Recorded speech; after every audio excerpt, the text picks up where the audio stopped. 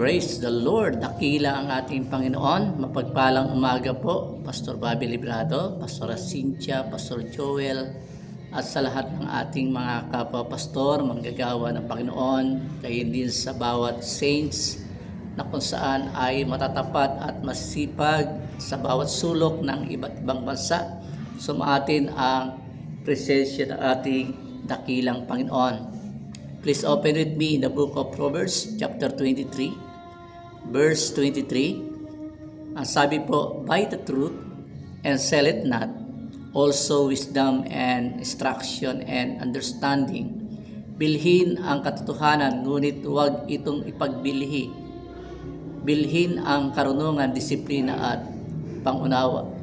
Sa ating buhay, tunay po na napakabuti ng Panginoon, na kung saan ay patuloy po siyang kumikilos sa ating buhay, at tayo po ay sinabihan ng ating Panginoon na sa ating buhay po ay ganito kapatid. And ye shall know the truth, and the truth shall make you free. Ang Panginoon mismo po ay nagsabi sa mga mananampalataya, sa mga disciple ng ating Panginoon, na sa oras, amen, na ating maunawaan ang karunungan ng katotohanan, ito po ay magpapalaya po sa atin. Tunay po na kung saan sa ating buhay, matagal na tayo na kung saan ay nakaalam ng katotohanan, at tayo rin po ay minahal natin ang katotohanan, na kung saan tunay po na sa ating buhay, lagi po natin itong pinagsusumikapan na ito po ay ating matutuhan at maunawaan, sapagkat ito ay nagbibigay ng magandang alituntunin sa atin mula sa ating Panginoon. Kaya nasabi na po ng salita ng Panginoon, noon ang katotohanan talaga mailap, pero sa ating buhay nung tayo po ay nakaunawa sa salita ng Panginoon, naunawaan natin ang karunungan po, amen, ang alituntunin, gayon din ang tinatawag na disiplina at pangunawa, amen.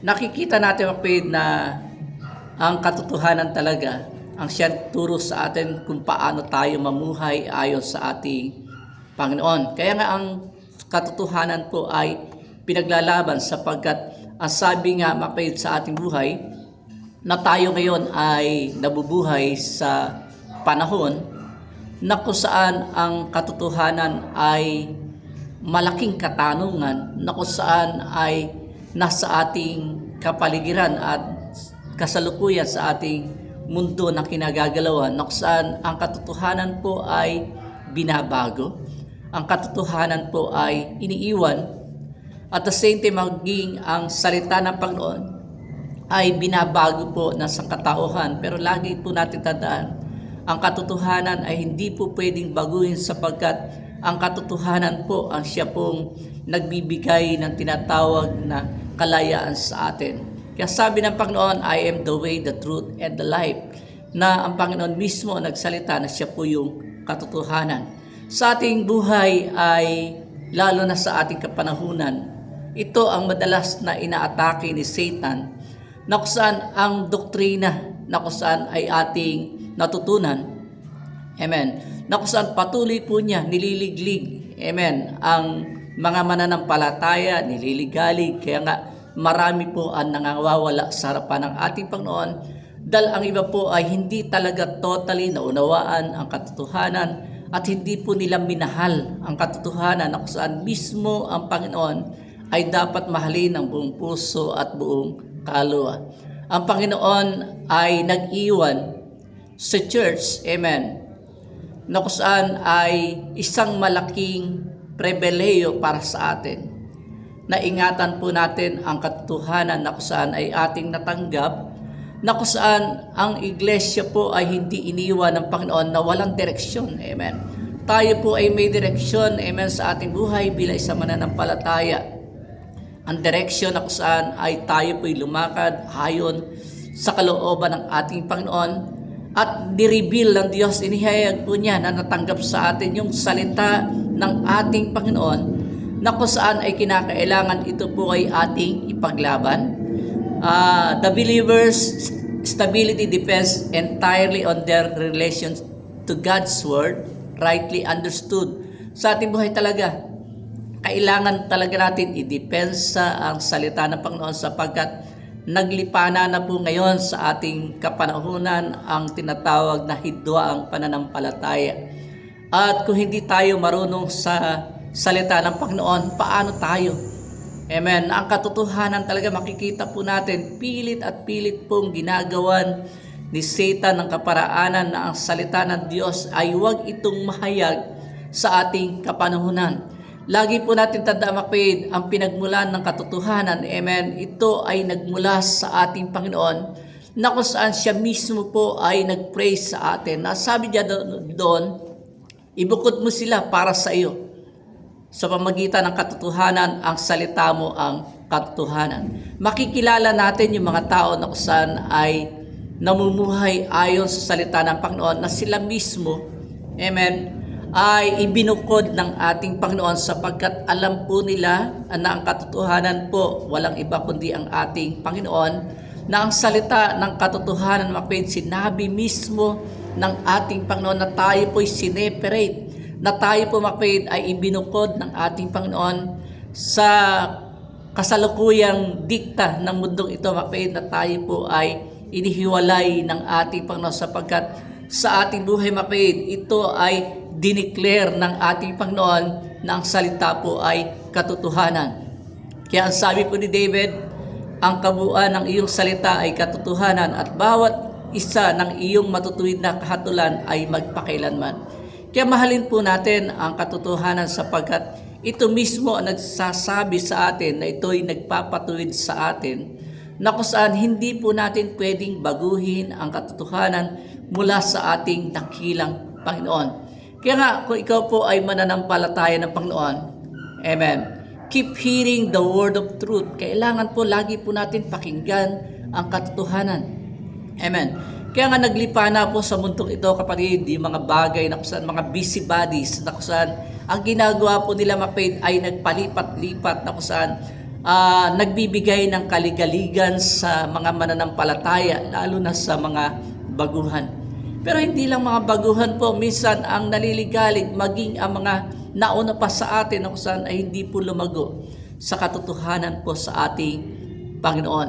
Kaya kinakailangan, marinig po natin ang katotohanan sapagkat ito po ang sinabi po ni Pablo. Ang sabi po diyan, in whom ye also trusted after that ye heard the word of truth, the gospel of your salvation, in whom also after that ye believed, you were sealed with that Holy Spirit of promise. Na sa Kanya, kayo rin naman, pagkarinig ng aral ng katotohanan. Yung mga aral po na atin naririnig, amen, huwag lang tayo tagapakinig ng salita ng Panginoon. Huwag lang tayo tagapakinig ng mga sinasabi po, tinuturo ng mga lingkod ng Panginoon. Bagkus ito po ay ating gawin na sundin sapagkat ang pagsunod talaga ay napakagandang bagay na kung saan ay iniiwan ng mga lingkod ng Diyos, na kung saan ito rin ang hinahanap ng Panginoon kung tayo po'y susunod sa Kanyang katotohanan. Ipresenta ng Panginoon yung tinatawag na ebanghelyo ng kaligtasan na dapat po nating ingatan sapagkat sa ating buhay si Pablo ay nagsalita na ang katotohanan talaga, ay pinagkatiwala patungkol sa ating kaligtasan. Si Pedro din po ay nagsalita, amen, sa Acts chapter 2 verse 38 pataas, sabi doon na tayo po ay magsilayo sa mga likong lahing ito, na kung saan sabi doon, iligtas ninyo ang inyong mga sarili. Ibig sabihin, kapatid, sa ating buhay, ang kaligtasan talaga ay masasabi natin na ito pinaglalaban. Gayun din ang katotohanan sapagkat marami talaga, amen, na kung saan ay dapat po natin talagang ingatan sapagkat marami po ang naliligaw ng landas pagdating po sa mga bagay nito, kapatid. Sa ating buhay, mahalaga po yung katotohanan. Kaya paniwalaan po natin yung katotohanan sapagkat ito ang kailangan po natin sa ating kapanahunan na hindi lang sa pakikinig. Amen. Bagkus ito, kapatid, ay ating naririnig. Kaya nga sabi po ni Pablo, amen, ay ganito, which is the earnest of our inheritance until the redemption of the purchased possession unto the praise of His glory. na siyang patutuo sa ating mana hanggang sa ikatutubos ng sariling pag-aari ng Diyos sa ikapupuri ng kanyang kaluwalhatian. Sa ating buhay makikita po natin, amen, nung tayo po ay nakapakinig ng salita ng Panginoon, tayo po ay naniwala, tayo po ay sumampalataya, at yung ating pagsampalataya sa Panginoon, ginawa natin ng tinatawag na gawa, na kung saan ang pananampalataya ay ni-required ng Panginoon, na kung saan ay dapat po nating maunawaan sapagkat marami na po ngayon, amen, na kung saan pilit po nilang ino-oppose, kumbaga kinokontra po nila ang salita ng Panginoon, na kung saan ito po yung katotohanan.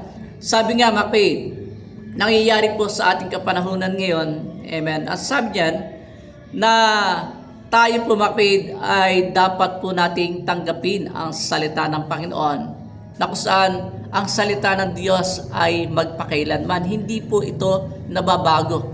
Kaya nga dumating ang time maging sa panahon po ng mga apostoles, na mga lingkod na mga Panginoon, ay makikita po natin yung kanilang buhay po, talagang pinaglaban nila yung katotohanan na ang Panginoong Diyos, walang iba kundi ang ating Panginoon, walang ibang daan na dapat tayong tahakin, walang ibang salita ng Diyos na tayo po ipangaral kundi ang pangalan po ng ating dakilang Panginoon.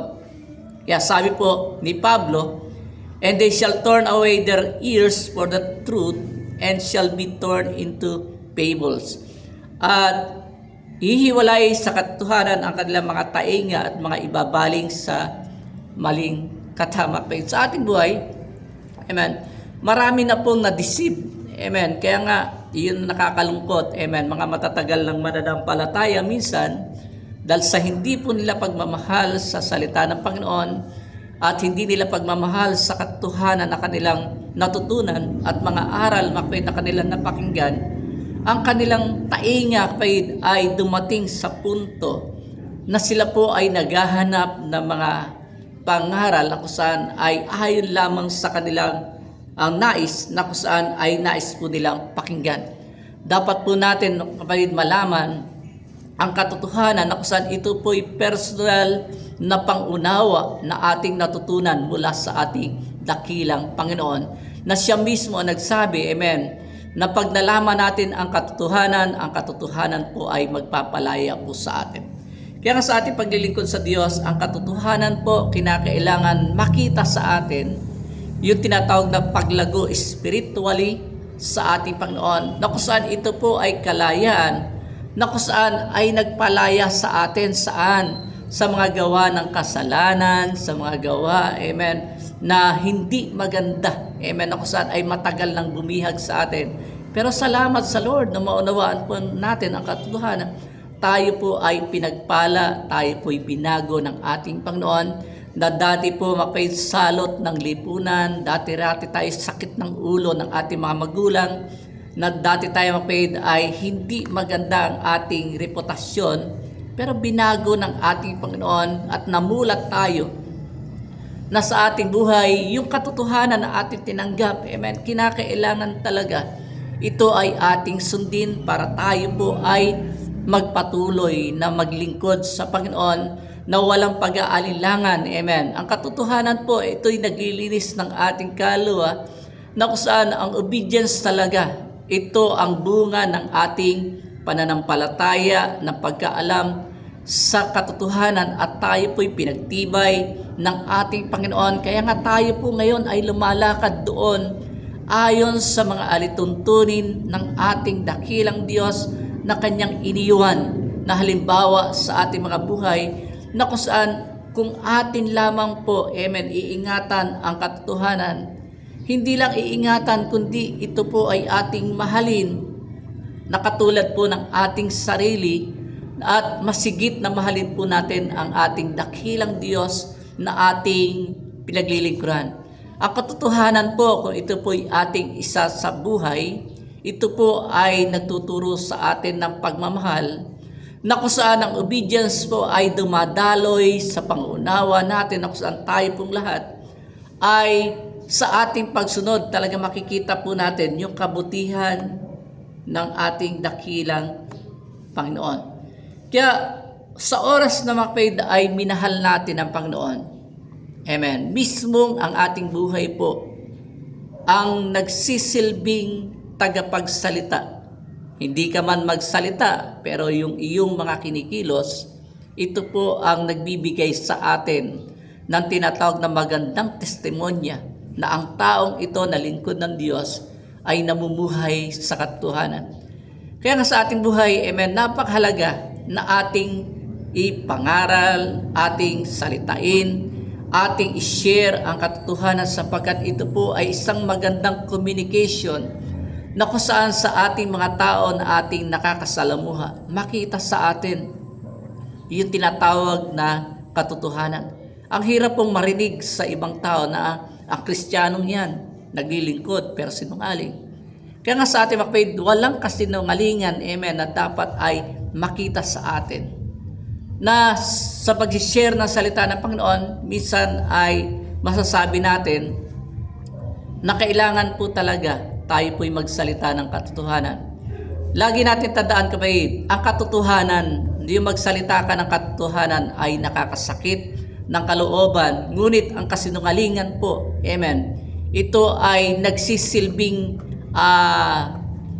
bitag ng kaaway, amen, na kung saan ito po yung gustong-gusto ng mga tao, mapay, na kung saan yung ikaw ba'y magsasalita para sila i-comfort, na para sila mapay ay bahaginan lang, pero wala po yung katotohanan, amen, para ka lang pong nagkukwento. Kaya nga sa ating buhay, kinakailangan kapatid sa ating buhay, yung ating liwanag po ay hindi po dapat mawalan ng liwanag sa harapan ng Panginoon. Yung anointing ng Diyos ay hindi po dapat mawala sa atin. Ang ating pamuhay ay dapat consistent doon sa salita ng Panginoon na tayo po'y lumalakad ayon sa nais ng ating Panginoon. Ang katotohanan ay nagsasalita, amen, na kung saan kung walang pag-ibig, ito po ay nakakasakit. Ngunit kung may pag-ibig, amen, ito ay nagbibigay sa atin na mga magagandang bagay sa harapan po ng tao, sa harapan po ng Panginoon, ay pinagpapala tayo ng ating Panginoon. Kaya nga, ang nagiging problema po ng sangkatauhan ngayon, mapid, sila po ay napawalay sa katotohanan. Kaya marami po, amen, na iniwan po nila yung kanilang paglilingkod sa Diyos, katulad po nila Dimas na kung saan dahil nakita nila yung kinang ng mundo na yung tinatawag na kayamanan ng salibutan, amen, kanila pong ipinagpalit ang kanilang paglilingkod sa Panginoon. Kaya ang nangyari makapit sa kanilang pananampalataya, amen, ay sinasabi po ni Pablo na kung saan ay huwag natin tularan ang mga ganitong buhay, amen. Kaya marami makapit na makikita po natin, maraming mananampalataya noon, naggrabe po yung kanilang pagtatanggol sa pananampalataya.